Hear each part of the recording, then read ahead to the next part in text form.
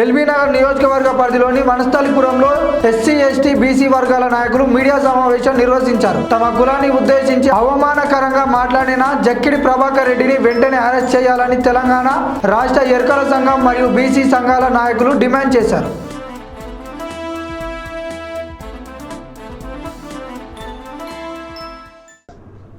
మరి ఈ మధ్య కాలంలో మీరందరికీ తెలిసిన విషయమే, నా పైన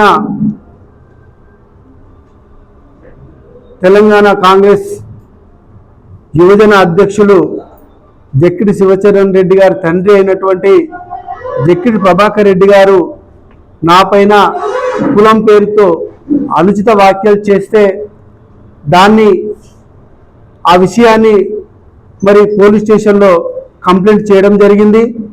పోలీసు వాళ్ళు ఎస్సీ ఎస్టీ అట్రాసిటీ కేసు కూడా మరి ఆయనపై నమోదు చేయడం జరిగిన విషయం మీ అందరికీ తెలిసిందే. మరి ఇప్పటి వరకు కూడా మరి అలాంటి కేసులో అరెస్టు చేయలేదు ఇంతవరకు కూడా ప్రభాకర్ రెడ్డి గారిని.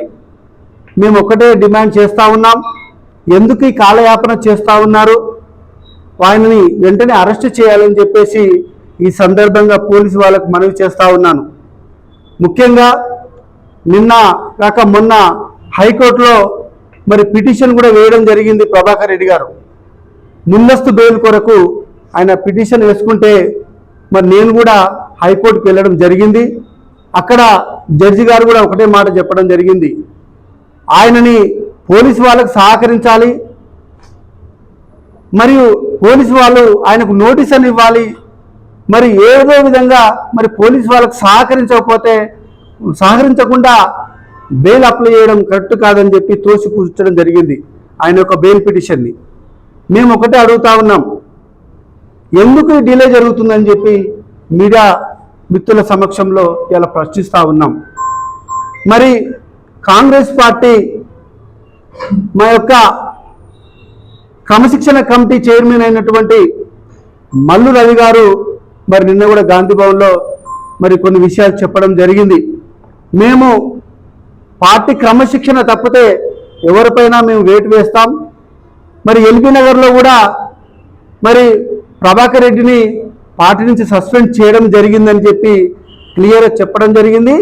ఆ విషయాన్ని మా ఎరుకల సంఘమే అనుకోండి, ఇలా కాంగ్రెస్ పార్టీలో ఉన్నటువంటి నాలాంటి చిన్న చిన్న నాయకులు మేమందరం కూడా మరి మేము స్వాగతిస్తున్నాం అని చెప్పి సందర్భంగా తెలియజేస్తూ ఉన్నాం. కాంగ్రెస్ పార్టీకి ఎప్పుడైనా గిరిజనుల ఓటు బ్యాంక్ కూడా కాంగ్రెస్ పార్టీకే ఉంటుంది. ఎందుకంటే గిరిజనులకు ఇలా తెలంగాణలో మరి రిజర్వేషన్ వచ్చిందంటే కాంగ్రెస్ పార్టీ వల్లనే మాకు రిజర్వేషన్ వచ్చింది.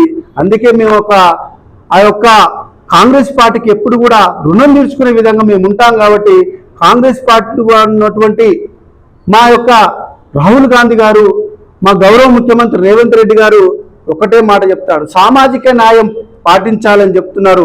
అదే క్రమంలోనే ఇలా సామాజిక న్యాయం కూడా ఎల్బీ నగర్లో ఇన్ఛార్జ్ అయినటువంటి మదియాస్కి గౌడ్ గారు కూడా ఇలా సామాజిక న్యాయం జరిగే విధంగా మొన్న డివిజన్ ప్రెసిడెంట్లు కూడా మరి 6 ఓసీ రెడ్డిలకు ఇచ్చిండు, మిగతా అన్ని కులాలకు సమానంగా మరి పారదర్శకంగా చేయడం జరిగిందని చెప్పి ఈ సందర్భంగా తెలియపరుస్తూ ఉన్నాను. మేము ఒకటే అడుగుతా ఉన్నాం, మేము ఇప్పటికి కూడా కాంగ్రెస్ పార్టీ చిత్తశుద్ధితోటి ఇలా ప్రజల్లోకి వస్తూ సామాజిక న్యాయం పాటిస్తూ ఉంది. అందులో భాగంగా నాకు ఒక అన్యాయం జరిగింది. ఈ అన్యాయాన్ని కూడా నేను పార్టీ లైన్లో ఉండి క్రమశిక్షణ తప్పకుండా ఇక్కడ ఉన్నటువంటి ప్రతి ఒక్కరికి కూడా ఇన్ఛార్జికే అనుకోండి, మా పిసిసి అధ్యక్షులకే అనుకోండి, మా రాష్ట్ర వ్యవహారాల ఇన్ఛార్జి మీనాక్షి నటరాజ్ గారికి, అలాగే మిగతా నాయకులకు, మా యొక్క ST cell chairman Shankar Nayak అన్న గారికి, మా బెల్లయ్య నాయక్ అన్న గారికి కూడా నా యొక్క బాధ నేను వినిపించుకోవడం జరిగింది. మిత్రులారా, వాళ్ళు ఒక్కడే చెప్పారు, పార్టీ లైన్లో ఉండి కొట్లాడు, ఏమున్నా పార్టీ దృష్టికి తీసుకురా, నీకు న్యాయం జరుగుతుందని చెప్పడం జరిగింది. అదే క్రమంలో వాళ్ళ మాట తీసేయకుండా నేను పార్టీ లైన్లో పనిచేస్తూ ఇలా ముందుకు పోతా ఉన్నాను. ముఖ్యంగా ఒకటే మిత్రులారా, మరి ఈ రాష్ట్రంలో మా ఎరుకల సామాజిక వర్గం మరి ఎటువంటి కూడా పదవులు లేవు. ఏదైనా ఇప్పటికి కూడా మేము ఒకటే కోరుకుంటా ఉన్నాం, మా బాధలు చెప్పుకోవడానికి కూడా ఒక మంచి అవకాశం మరి మీరు ఇవ్వాలని చెప్పేసి ఇలా ప్రభుత్వాన్ని కూడా మేము వేడుకుంటున్నాం. ఖచ్చితంగా ఆ నమ్మకం మాకుంది. గౌరవ ముఖ్యమంత్రి రేవంత్ రెడ్డి గారి పైన పూర్తి నమ్మకం ఉంది.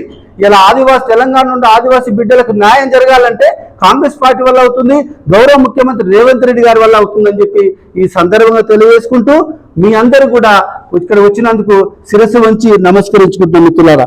థ్యాంక్ యూ వెరీ మచ్ మిత్రులారా.